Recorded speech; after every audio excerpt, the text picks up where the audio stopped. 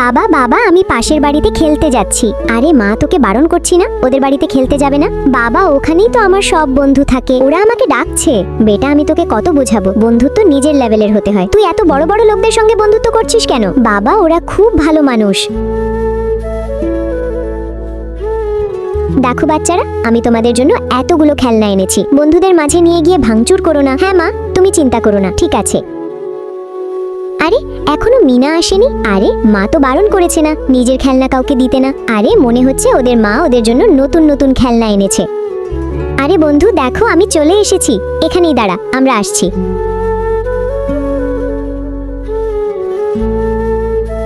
হ্যাঁ হ্যাঁ এখন বল। আরে খেলনাটা কোথায় রাখবি? আয় আমরা খেলি। হ্যাঁ নিজের খেলনা কেন দেব, আমাদের মা আমাদের জন্য এনেছে। তুই যা নিজের বাবার কাছে চেয়ে খেল। সাব্বাস মেয়ে, এখন তুই বুদ্ধিমান হয়ে গেছিস, নিজের যোগ্যতা না দেখে খেলতে চলে আসে। চল এখান থেকে চলে যা।